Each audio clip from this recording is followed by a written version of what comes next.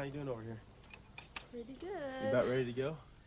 Yeah. Let me check your horse, make sure it's doubled back. Yeah, looks good. Too.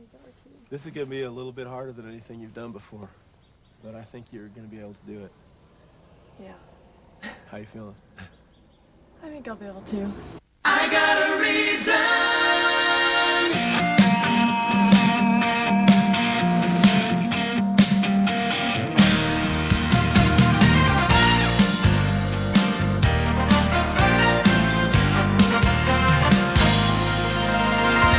Questions in my head, I feel them in my heart.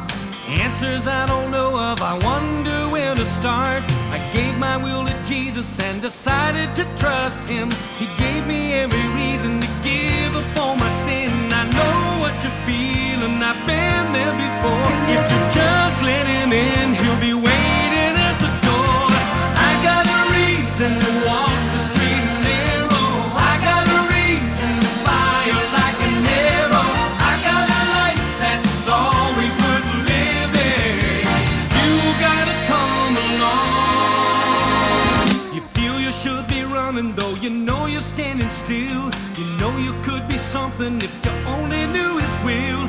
Emotions running wild and you're chomping at the bit, trying to work the pieces, but they don't seem to fit. I know what you're feeling, I've been there before. If you just let Him in, He'll be waiting at the door. I got a reason to walk the street narrow. I got a reason to fire like an arrow. I got a life that's always worth living. You gotta come along. I got a reason. I got a reason. I got a reason. I got a life that's I got a life that's always worth living.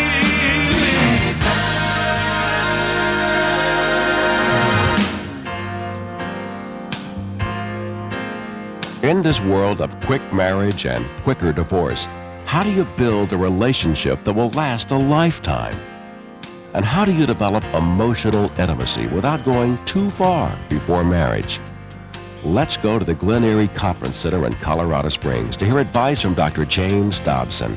In this presentation, Dr. Dobson gives the blueprint for successful future marriage, the keys to a lifelong love.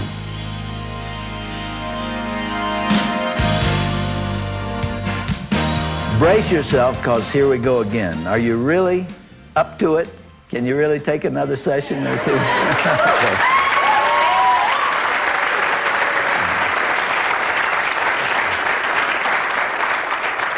I want to talk to you tonight about the more common marriage killers. We began talking about that last time, but especially and more specifically, I want to talk to you about the reason that so many people get off to a bad start in their marital relationships. Isn't it sad to think that of this group here, perhaps 20 to 30 and maybe as high as 50% of you will go through the agonies of a divorce? Now, we can't predict that absolutely, but if you just take the statistical probabilities for people your age, it is likely that many of you will experience that. And only about 10 to 20% of you, if the national norms are accurate in the case of this group, and they may be a little different because of the kind of homes you come from, but if they're accurate, only 10 to 20% of you will achieve what is called intimacy in the marriage. That soul-to-soul and heart-to-heart communication where the needs are met. And there is that deep desire that we've been talking about within the human spirit for that kind of intimacy. We have a member of our staff who has a grown daughter who was, when she was 3 years of age, the youngest child in the neighborhood. So everybody was bigger than her, and everybody was older than her, and everybody could run better, and everybody could play baseball better, and she was just excluded. They let her tag along behind, but she wasn't part of what's going on.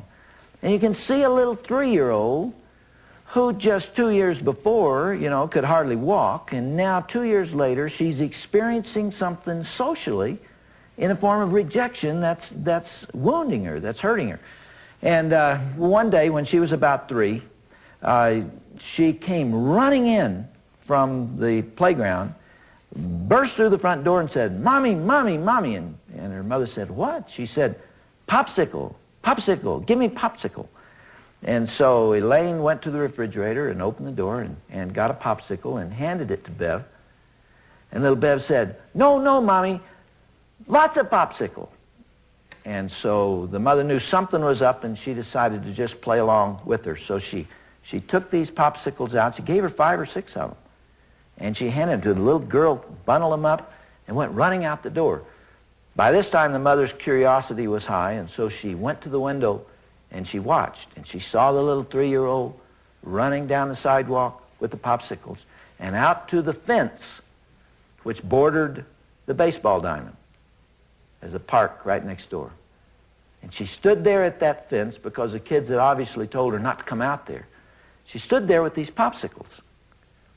And then she held them out like this. She didn't say a word, didn't call or anything, just held the popsicles out like this to the kids who were playing baseball. And nobody saw her. And she just stood. She's trying to buy their affection, trying to buy their acceptance, trying to buy their love. And she held it for a long time. By this time, Elaine's got a big lump in her throat because she sees her little girl trying so hard to be accepted. Finally, the kids that are playing baseball, one of them saw her and said, "Hey, come on." And they all turned and they ran. And they came over and just grabbed these popsicles out of her hands without saying anything to her, and then took off and left her standing there. So now she's standing at the fence with her hands in her pockets, and her popsicles are gone, and she hasn't been accepted either. And she gave them the best that she had, and she was really just trying to gain entrance to the group, and it didn't work. Now, how many people give the best that they have throughout childhood and get that kind of reaction back? Now, it's not just young children that long for that kind of emotional connection with other people. You all are too young to remember it, but in the Korean War, the Chinese communists came in near the end of the Korean War and captured an awful lot of American and Allied troops. Now, these are hardened soldiers used to combat and used to seeing death and destruction. And have you ever heard of brainwashing? You ever heard that term? That's where it was invented. The Chinese communists invented brainwashing with these hardened troops. And what they did was isolated them emotionally from one another, totally. If a leader popped up within the group, they moved him. They rewarded them slightly for reporting on one another, so they couldn't trust each other. If mail came from home that was negative, they allowed it to come through. But if it was positive, they did not allow it to come through. And so what they did is they isolated these guys to where they had no friends, they had no contact, they had a dim memory of home, they had no contact from home, and they just cut them off emotionally for purposes of brainwashing. Do you know that 3,000 of those hardened troops, 3,000, laid down on their cots, pulled blankets over their heads, and died? And there is no evidence at all that there was physical disease. They simply lost the will to live when you cut a person off from that social and emotional contact. It's a tremendous driving force within us. Now, obviously, it would appear that God observed this need in Adam, because Adam was alone in the garden. And the Lord saw him there, and he was sitting on a log and drawing circles with his toe in the sand, and the Lord looked at it and he said, "That's not good. It's not good that man is alone." Have you thought about the fact that Adam had God himself to talk to and relate to in the cool of the day? Can you imagine a person having God to interact with, and it was not good? He needed companionship from another human being. That's how deep this need really is. And so God designed Eve for Adam to fit with him emotionally and psychologically. and to meet his needs, but also for him to meet hers. And that's what marriage was intended to do. But it frequently does not accomplish that. And that raises a very interesting question. How come? How come it fails to accomplish what I think God intended it to do, which is to meet that need for intimacy and companionship? Why does it not do it? Dr. Desmond Morris, who is not a believer as far as I know, has written a book called Intimate Behavior that I think answers this question. Dr. Donald Joy brought this to my attention, and I'm appreciative to both of those men. But what they talked about was bonding in the marital relationship. Bonding.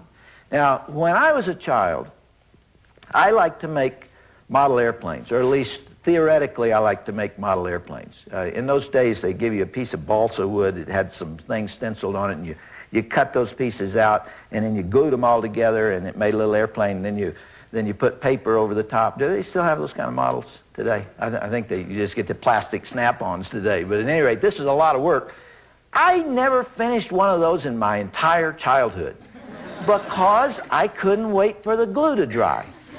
I just couldn't leave it alone. I'd make it, and then before it was dry, I'd pick it up, and the thing would crumble. And I never finished a single one of those things, even though I would like to have, because I was too impatient to wait for the glue to dry. Bonding is like that. You got to wait for the glue to dry in order for relationships to cement. And what Dr. Morris says is that there are 12 stages of marital bonding that you have to walk through in order for that intimacy to develop.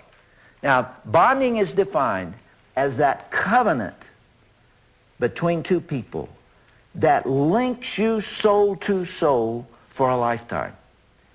It's the thing that allows you to weather all the storms that are out there, and what allows you to survive in sickness and in health, for richer, for poorer, for better, for worse, from this day forward, forsaking all others, till death do us part. Bonding is the key to that. But Dr. Morris says bonding is interrupted because we don't walk through these 12 steps. What I want to do, real quickly, is tell you what those steps are, because this may not be the most thrilling thing you've ever heard, but I want to tell you all there is great relevance here to right where you are. And the first of these steps, number one,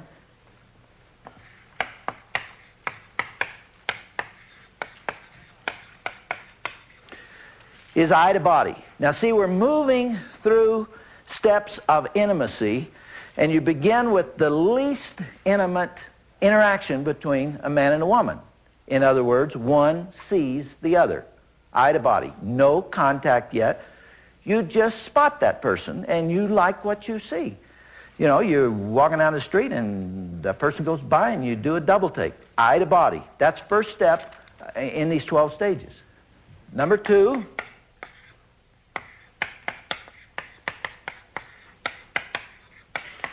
is eye to eye. Second step is you lock eyes. You see her, she sees you, little spark takes place, jumps the gap there, little electrochemical process takes place in both minds, and there's a little interest there. Eye to eye. That's the second step. I remember where Shirley and I were when we first locked eyes. I can remember that moment. We were in college. We were in the cafeteria. I was sitting on one side. I remember right where I was sitting. She was sitting on the other. And I saw her over there, and I looked at her, and she looked at me, and I looked at her, and she looked at me, and then I got embarrassed, and I looked back to see if she's looking at me, and she was. And she looked away and then looked back to see if I was looking at her, and I was. And so we hadn't talked. I don't know her. I don't even know her name. I just saw her and liked what I saw. And she must have too, because we've been together for 31 years. But she was there, and I began to develop an interest in who that pretty girl over there was. It's eye to eye. There used to be a country western song that said, I was looking back to see if you were looking back to see if I was looking back to see if you were looking back at me. You remember that? That's eye to eye. That's the second step in this process. Number 3 is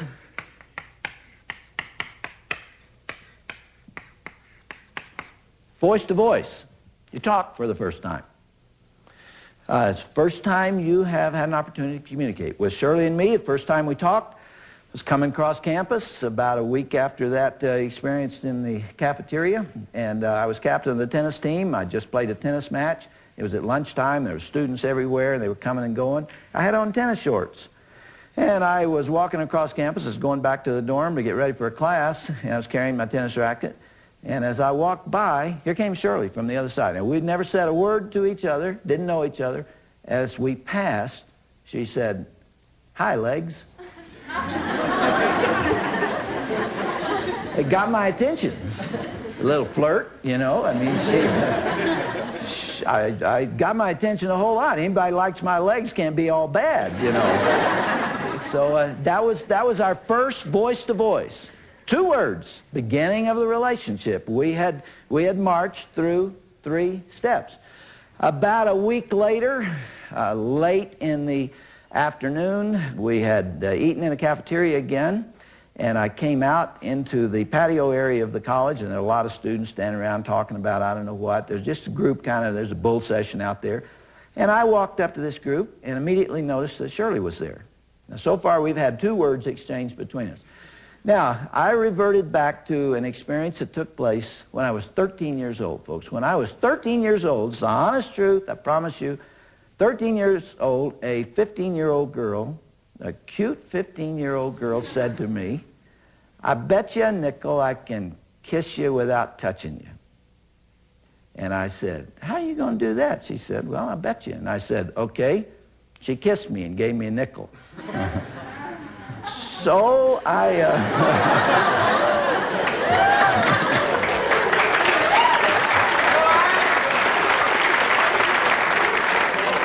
not a bad idea, right?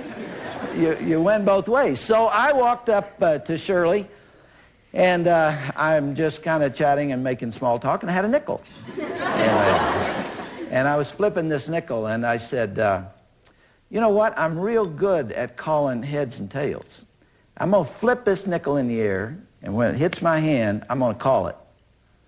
And I'll bet you a hamburger I get it right." She said, "All right." I flipped it and called it. I called it right. And she said, "Well, I'm not just going to buy it on that. We got to go double or nothing." I said, "Okay, let's go double or nothing." I flipped it again and called it. I called it right. She owes me 2 hamburgers. And I said, "Okay, Shirley, when are you going to buy me the hamburgers?" She said, "No way, we're going double or nothing." So I flipped it again. I won again. She owes me 4 hamburgers. Now she's into this thing. She can't quit because she's going to buy me hamburgers for the rest of the summer. So I kept flipping. I tell you, folks, it's the honest truth. I won every one, and she wound up owing me 64 hamburgers.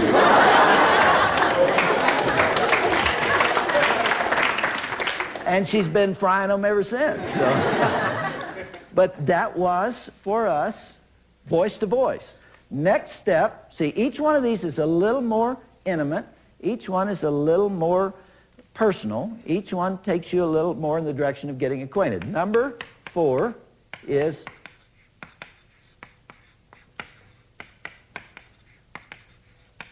hand-to-hand. We're not all real fond of the Beatles, but you remember the Beatles song, "I Want to Hold Your Hand"?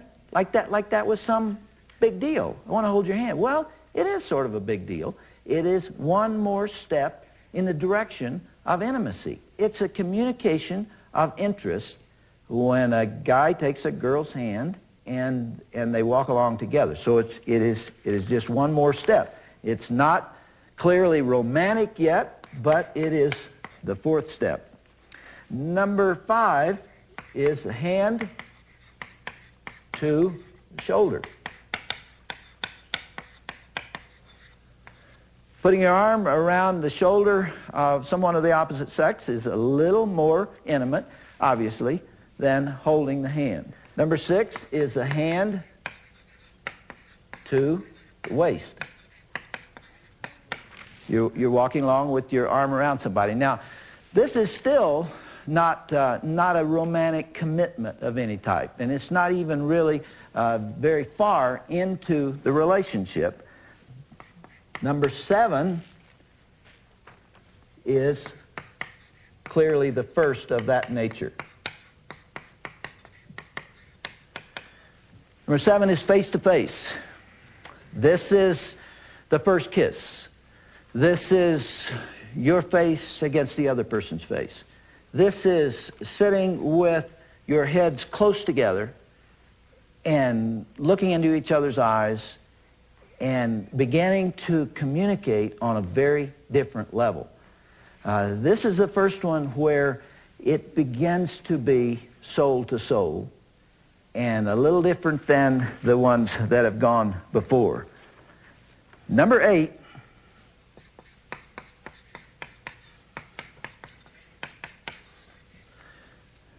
is hand to hair. Have you thought about that? Touching someone's hair in a romantic way is more intimate than kissing. You just don't do that in this culture. It implies an intimate relationship to touch someone's hair. And I'm talking about fighting and you're pulling each other's hair and all. That's a little different. I'm talking about a romantic kind of caressing of the hair. I was sitting in church not too long ago, and there was a mother in front of me with about a 2 or 2.5-year-old son on her lap, and she was cradling him in a very loving and motherly way. And he had his hand just up here like this, and he was just curling his mother's hair with his hand. It was an expression of love. It was an intimacy. Now imagine me sitting behind her if I reached up. See, you don't do that in this culture. You have to have a right to touch someone's hair because it is one more step in intimacy. Now, the last 4 are related to sexuality in marriage, and I think you all agree with me that God intended for these to be reserved for sexuality in marriage. I'm not going to put them on the board, but let me name them. It's hand to body, it is mouth to breast, it is touching below the waist, and it is intercourse. Now you remember before I talked about the fact that there is a natural progression toward intimacy in people who are together and who are familiar with one another and who simply spend time together.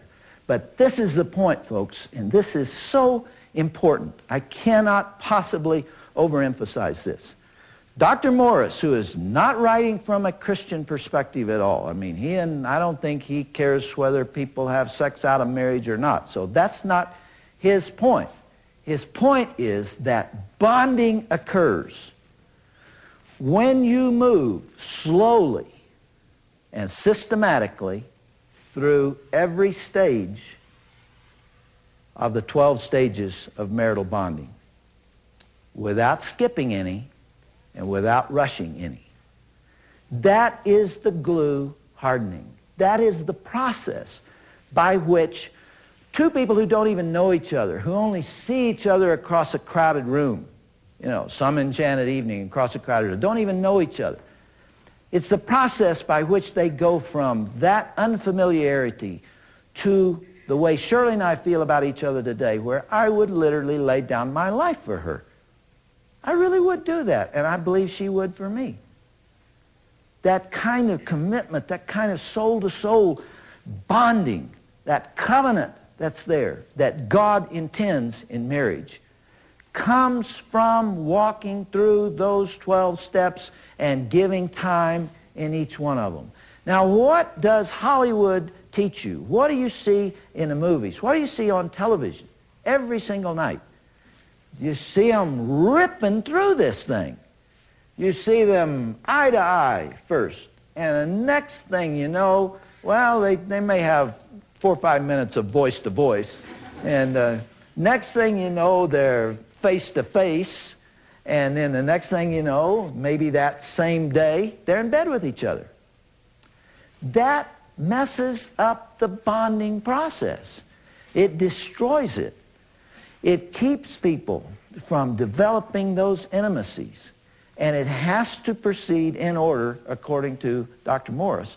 And I believe that's absolutely true. And one of the reasons that people get married and they never really feel that what God intended with Adam and Eve and for the rest of us, those tremendous emotional needs, that need for acceptance and belonging and love and commitment and knowing somebody cares for me. Somebody's out there fighting for me.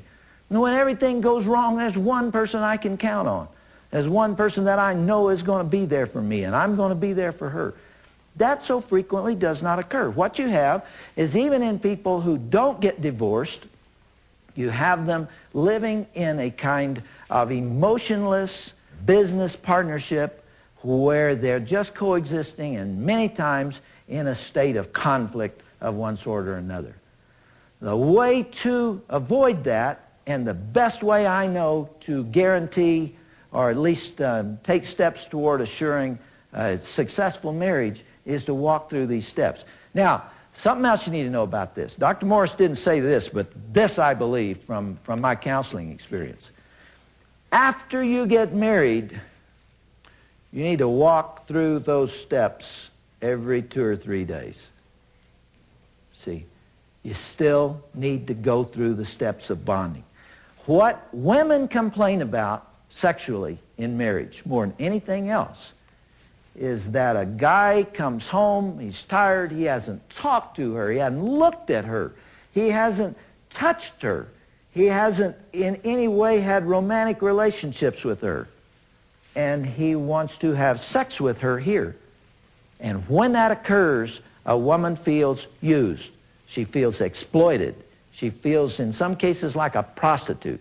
She feels she's been taken advantage of. It didn't make sense. It didn't justify this act unless you have come through these stages.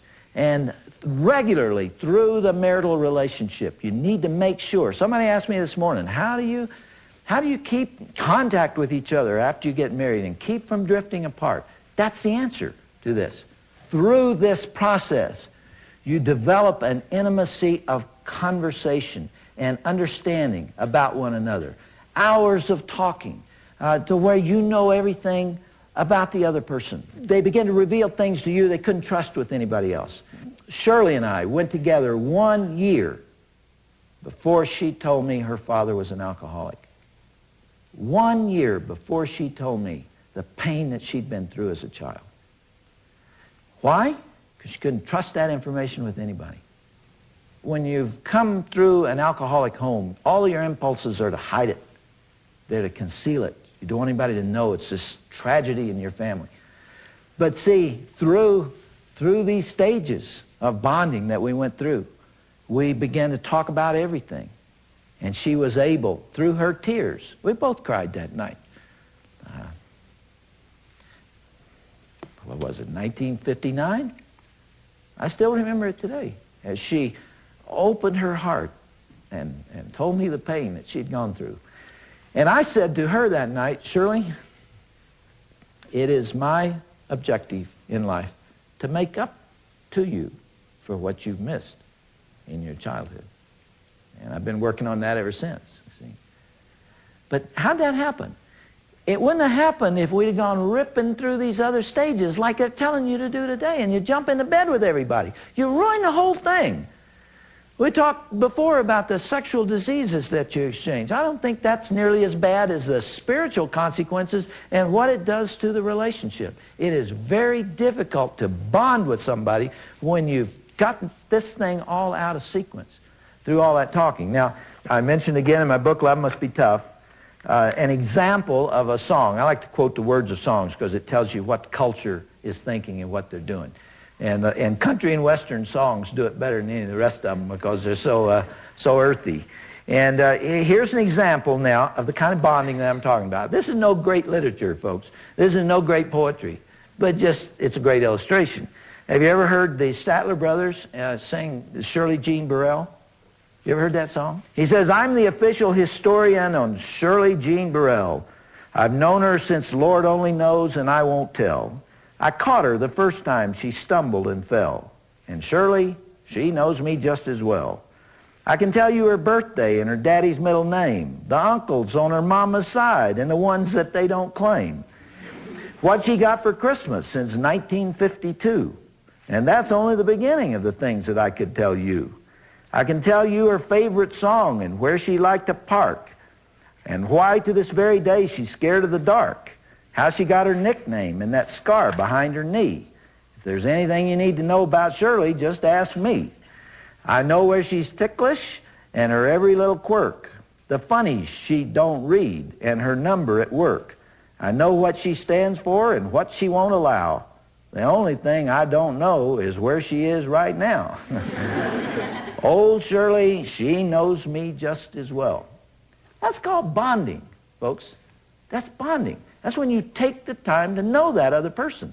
And when you do that and you're not in a big hurry to get it done, and the relationship is moving in a predictable direction, heading toward marriage perhaps, you give yourself the best possibility of it surviving. Now, anybody want to say anything? Yes? What would the consequences be for a couple who decided to do all the steps real slowly over, say, a few years, but didn't wait for the last 4 until after marriage? Well, you're in violation of God's law, and I've said it before. It's not up to me to indicate what the consequences are. The Lord has done it himself. He says the wages of sin is death. One way or another, when you violate his laws, when you break them, you pay the consequences for it. Yes, he will forgive you. Sometimes the consequences continue, however. My mother pointed out to me when I was about 8 or 10 years of age that Samson, who was anointed by God with all his strength and everything, and he blew it. He was immoral with Delilah, and he told her his secret, and they cut his hair off, and they put his eyes out. He was later forgiven by God, and he was given his strength back, and he eventually destroyed the temple, remember? But he never got his eyesight back. There are consequences to sin. And mankind has been trying to find a way to beat the system from the very beginning. That's really what safe sex is all about. We're saying, science, medicine, show us a way we can sin without the consequences. You can't beat it. It is a moral law of God. It is just as concrete as his physical laws. I mean, when he says, if you get on top of this building and you jump, you're going to fall. And isn't anybody going to say, well, this time it won't matter? It's a law of God. Gravity is a law. And the moral laws are just as certain. It still defeats the purpose, I think, to do that. Yes? What role does the sexual revolution play in, the speed at which couples move through this list? Oh, I love the question. It's destroyed it. See, the sexual revolution has come in and said, all the traditional understandings are phony. Who tells you, who has a right to tell you that you can't do what you want to? This is just some church somewhere, some church leaders that are trying to manipulate you and tell you you can't do this. You do whatever you want to. And the consequences in the form of diseases are now rampant around us. It goes in violation of God's law, and the whole society is paying for that sin. In the back. How difficult is it, or is it even possible to turn back once you've progressed from one step to another? I think it can be done. It takes an awful lot of discipline and an awful lot of courage and commitment. But I've talked to couples who have really said incredible things, that they sat down and they talked this over and they said, we don't like the direction this is going. We don't feel good about it. We feel guilty about it. We don't feel right about it. And we're going to do something about it. And it can be done, but it's not easy. Because what happened once can happen again so easily. Yes? But how intimate should you be with someone before you get married? I mean, because you could have a really good mental relationship with someone as well. Well, there are people who think, well, it's going to happen anyway. We're getting married in a few weeks or a few months or 6 months. And we're going to spend the rest of our life together, and we're going to have an intimate relationship, so what does it really matter? And we're just sampling the fruits of a good sexual relationship early and let's go ahead and do it. I don't believe that. I believe it's still wrong until you are in a marital relationship. And I really believe that God will honor you for not taking liberties, not taking what doesn't belong to you. Shirley and I were virgins when we got married and have had no other sexual relationships with anybody in our entire lives except each other. Imagine my discomfort now if the girl I almost married comes into my life and we both have a memory of an event that we wish was not there. You know, being engaged does not mean you're going to get married. It often doesn't happen. And you carry that with you the rest of your life. And you've taken something from her that belongs to her future husband. You've stolen it. Do I sound really prudish? Does this sound crazy to you guys? Let me ask you all a question. Do you believe in love at first sight? No. How many do? How many do not? That's interesting. How can you really, genuinely love somebody if you don't even know them? If you've never had a single conversation? If it's limited to high legs crossing in the patio near the tennis courts? How can you really? You know what you're in love with? You're in love with love.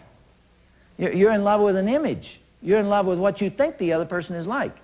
You're in love with the concept. You're in love with the possibility. You're in love with the need. But you're not in love with a person, as I see it, because you don't know the person. Right? See, I'm not saying that there isn't an early excitement that proves to be valid. But is it love? Yes? Will you define love? It's really been good being with you guys. See, I have a great deal of problems with the way the words romantic love are used in this culture, because people really believe there is something that you enter into that is physiologically different than the state you were in before. In other words, you fall into love like you'd fall into a ditch or something. that there is this biochemical transformation. You say, am I in love or am I not in love? So I'm not sure that that's really a valid description of what takes place. Love is a decision, probably more than a feeling. But it's part of both. Yeah, sometimes, but sometimes not. You think it's possible to love somebody? This is an important question. Think it's important to love somebody and not feel it? I tell you what, if you don't think so, you're in a lot of trouble, because you won't always feel love for the person you marry. You won't. There'll be times when you'll be exhilarated. There are times when you'll be apathetic. And at times when you won't even like the other person very much. That's normal life. So the feeling comes and goes. It's there sometimes. It's not there sometimes. What is constant is that determination to make it work. And I choose to love you and to care about you. And that's what holds you when things really get tough. So when people say, are you in love, and what does it mean to be in love, they usually think of a feeling. I think it's a whole lot more a commitment of the will. Right here. Do you think it's the responsibility of the man to always be the initiator in all of these things? No, I think that's the way it used to be. And I think women were supposed to be totally passive and let the man do it all. But I tell you what, I do feel that women today, girls especially, are far too aggressive in the relationship. That doesn't mean that it isn't appropriate at times for a woman to do any of these things. But I do feel that when the culture changes to the point that girls take all the steps, they make the dates, they make all the phone calls, they press the guy physically. When I was a teenager, girls never called a guy. You just didn't do it. Your mama wouldn't let you call a guy. That God kind of designed us that way. He designed men primarily as the initiators and women primarily as the reactors. But that does not mean it is absolute, in my view. Right there. Are you saying that it's wrong for a girl to call a guy or to ask him to dance or something like that? Not in an isolated situation.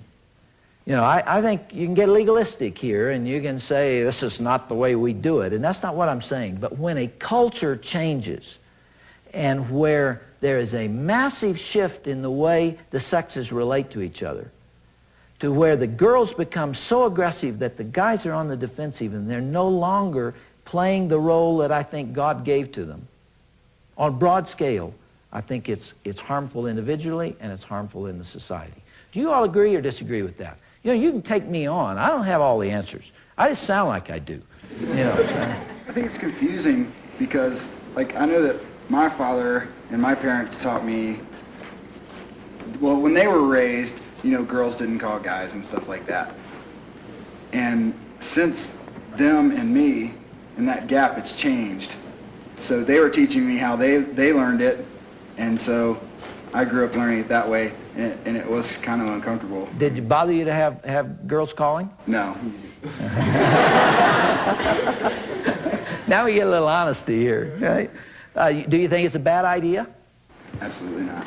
Those who think it's a bad idea, tell me why. Okay? I think girls usually are a lot more subtle than guys, but guys are dense towards that kind of things a lot of times. And sometimes if the girl doesn't do something obvious, the guy's never going to catch on, and there wouldn't be any relationship at all. So you think that the system really it works better when the girl calls the guy? No, I'm not saying she should like skip being subtle sometimes. I'm just saying that if the guy's really not getting the message at all, there's a lot of guys who just they can't see that at all. Yeah. And sometimes it's okay to do something a little more obvious and get his attention. Yeah, and I wouldn't really object to that. But do you have the feeling, as I do, that something has changed and that it's not good? Now, don't let me put words in your mouth. Do you sense that girls are more aggressive today than they really ought to be? Yes. I think it's kind of putting too much pressure on the girls because we have a dance in our town every Saturday night. And if you do not go up and ask a guy to dance, you generally will not dance. And that's how it goes. And now it's not uncommon for a girl to ask a guy on a date or stuff like that. But I think in some ways it probably started that way lightly in the beginning, but now as it becomes more accepted, that it's putting more pressure on us to find the relationships. So you're expected now to go out and develop that relationship and ask for a date. Is that right? I think in some ways that stifles his natural response. Is there a biblical way of who should ask who? That's a good question. I believe there is clearly in Scripture. This is controversial again. Some of you all will disagree, but this is how I interpret Scripture. I believe that it is clear that God gives a man the ultimate responsibility for leadership in the home. I believe that. That does not give him the right to run roughshod over his wife's views and opinions, to treat her disrespectfully, to ignore what she wants and what she feels, to make her a doormat, that she's a little mouse and she can't express her opinion. All of that has been described as biblical, and I don't believe it. But I do believe that two captains sink a ship. And when you have an issue that two people can't resolve, and they've worked their way through it, and the decision has to be made, I believe God gives the man the responsibility to make that decision. When he has loved his wife as Christ loved the church, and he has tried to hear her and listen to her, and he's trying to follow God's will. And the guy's crazy if he doesn't pay attention to his wife because she sees things he doesn't. But all of the relationship between the sexes has been turned upside down. That's why I wrote this book, Straight Talk to Men and Their Wives. It's now called Straight Talk, What Men Need to Know, What Women Should Understand. This book deals with the relationship between the sexes and how it's changed and what's going on. Let me share with you something from this book in conclusion, and we'll go home. We've talked a lot about commitment, about hanging in there when the times get rough. And the reason I emphasize that is because the times do get rough in everybody's life, you know. And it has an effect on the relationship. When I was at Children's Hospital, I had a stewardess that came to see me, and she came in with a cane. She was walking with a cane, and she had a scar down the side of her face. And she sat down and told me the story. She was married and thought her husband loved her. She was in a very bad automobile accident, and she'll never be able to walk normally again. He came to the hospital, and he took one look at her, and he said, "No way, Jose." And he split and dumped her. You know, that's going on out there. It's a selfish kind of day where I look at that other person as an asset, an adjunct, an advantage to me. And whenever that changes, I'm gone. I'm out of there. I want to read something to you that represents the opposite of that. This is a little piece written by a surgeon named Dr. Richard Seltzer. He writes books on his medical profession and the patients that he's known. And here's the opposite extreme, not from a Christian perspective. I think this is beautiful. He said, "I stand by the bed where a woman lies, a young woman, her face post-operative, her mouth twisted in palsy, clownish. A tiny twig of the facial nerve, the one to the muscles of her mouth, has been severed. She will be thus from now on." The surgeon had followed with religious fervor the curve of her flesh. He's speaking of himself. It followed the curve of her face with religious fervor. I promise you that. Nevertheless, to remove the tumor in her cheek, I had cut that little nerve. Her young husband is in the room. He stands on the opposite side of the bed, and together they seem to dwell in the evening lamplight, isolated from me and private. Who are they? I asked myself. He and this wry mouth that I have made, who gaze at and touch each other so generously and so greedily. The young woman speaks. Will my mouth always be like this? Yes, I say, it will. It's because a little nerve was cut. She nods and is silent, but the young man smiles. I like it, he says. It's kind of cute. All at once I know who he is. I understand and I lower my gaze. One is not bold in an encounter with a god. Unmindful, he bends to kiss her crooked mouth. And I so close, I can see how he twists his own lips to accommodate to hers, to show her that their kiss still works.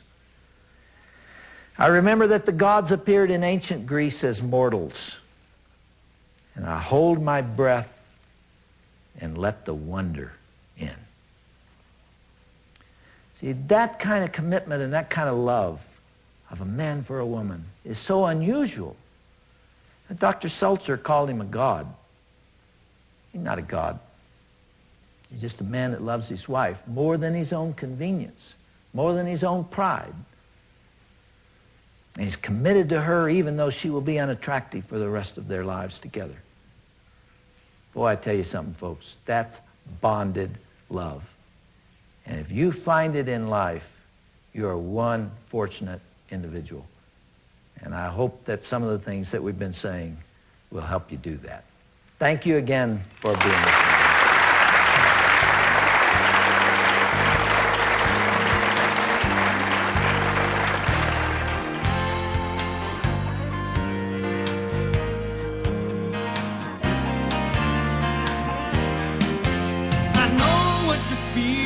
I fell